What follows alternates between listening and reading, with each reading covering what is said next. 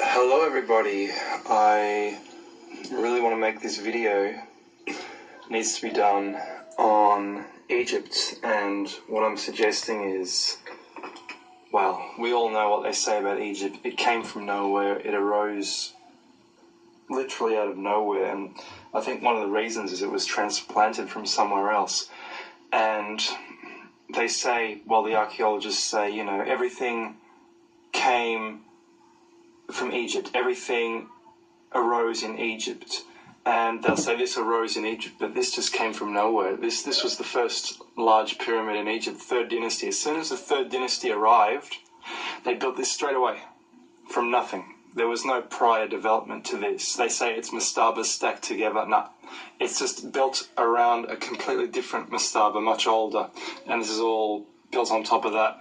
It's just one big structure which was enlarged. So they had pyramid ideas as soon as they arrived in Egypt, and I'm going to show you where they come from. And in this video, I'm also going to suggest that, you know, it's not a tomb.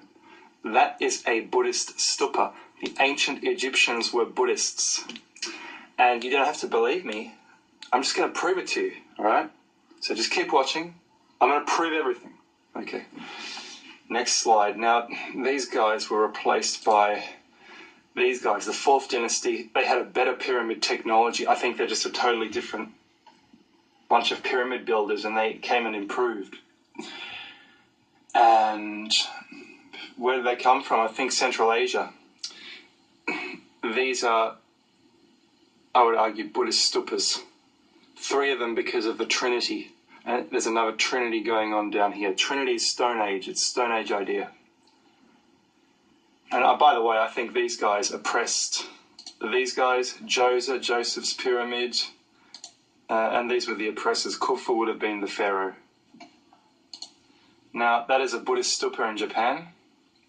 And when I say Buddha, I don't mean the human Buddha, Gautama Buddha. I mean, much earlier, Buddha was a fire god. And we see relics of this religion going way back. And even the Buddhists will tell you that Gautama was only one of the Buddhas. There were many before him. And these are built for luck. And I reckon these and these are also built for luck. They're just built for luck. They're not tombs. That's apparently these stupas contain the ashes of Buddha. Okay, but there's too many of them. So they would actually be representations of something else. Actually, World Mountain. This is World Mountain, World Tree.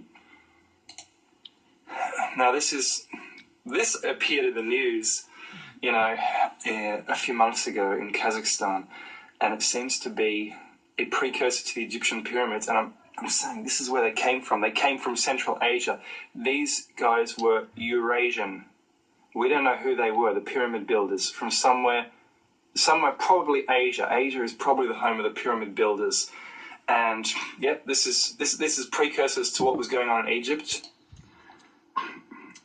As the pyramid builders swept across Asia, they went into Egypt. But even before they reached Egypt, another branch reached England, built this. And guess what? No burial. No burial in the Egyptian ones either, because they're not burials, they're not tombs. This is a Buddhist stupa. And Buddha was originally like a fire god, and he like Loki, he lived under World Mountain. This is World Mountain, and this is sort of to trap him, to keep him here, to keep him helping mankind. He's a bit like Prometheus. He's helped mankind out. He's a very clever giant. And this is like a tomb for this giant Buddha, or Bud, or Odd. So he said Buddha is under the World Mountain. The World Mountain. So that sounds like a deity, an entity that is imprisoned, you know, imprisoning something. I don't know. That's just what I get from it. Even though he's trying to make it sound good, what I get is a trapped fallen angel being worshipped. But I could be tripping, but let's go. That's another form. We'll get to that. That is a Buddhist stupa, and by the way, do you see this going on down here? This is in Nepal. This pattern is replicated in one of the pyramids, the ruined pyramids at Pumapunku. So they would have gone across the Pacific to South America, or from Europe across the Atlantic. This is another mound stupa from India in Sanchi. It's almost 2,000 years old. Yes, that's World Tree. No one says that's World Tree, but I'm telling you, that's World Tree because this is the mythology. There's World Tree on World Mountain. This is Silbury Hill. It's a step pyramid in England, and it was covered over. And I'm saying that's a Buddhist stupa. There's a Buddhist. This is in Poland.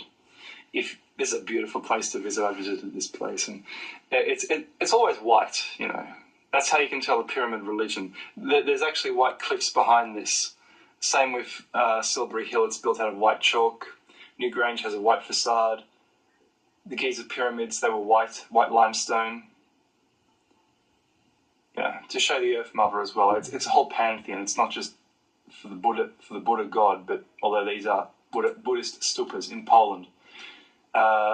Again, this is probably the one in Poland, and again, it's a Buddhist stupa. They excavated it, no burial. No burial. It's for a god. And this is what Buddha says. Happiness does not depend on what you have or who you are. It solely relies on what you think. All that we are is the result of what we have thought. The mind is everything. What we think, we become. Now, I told you at the start of this, don't believe me. You don't have to. I'm going to convince you.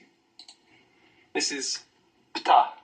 And Ptah is the most primordial of the Egyptian, the strongest of the Egyptian gods in the Old Kingdom. And he's a green man, essentially fertility.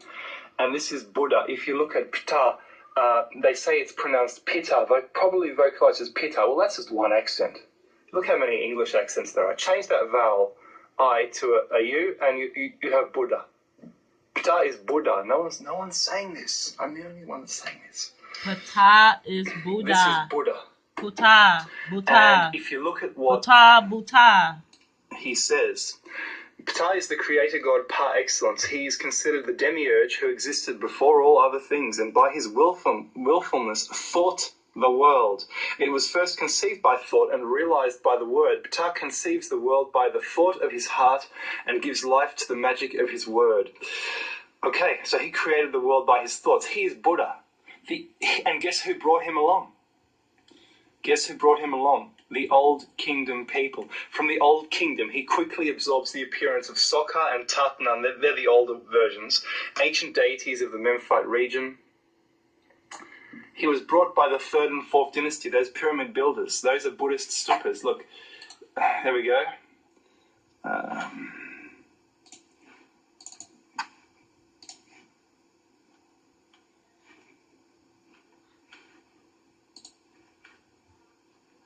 Oops.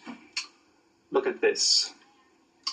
This is Buddha from Sri Lanka, but another form of Buddha. This is essentially Mercury, the older form of Buddha. He's a green man, lots of jewelry. This is the Egyptian Buddha version. comes down to the worship of the plane you can tell me Mercury. What's going on here. It's the same god. Interesting. It's exactly the same god.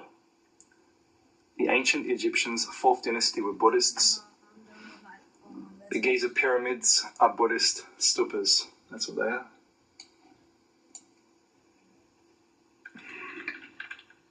Another form in the 19th century. And here is Buddha with the tree. Now, in world mythology, Buddha sits on a mountain under a tree and he gains knowledge. He just stays there. Buddha with the tree. That's why he's the green man.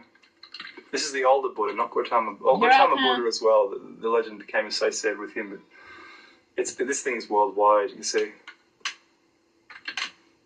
And these are the guys who brought him along, the Old Kingdom. The Old Kingdom are from somewhere in Asia, perhaps around Kazakhstan. And again, you don't have to believe me that Egypt was invaded. I'm telling you they were invaded, and I'll prove it to you in a second.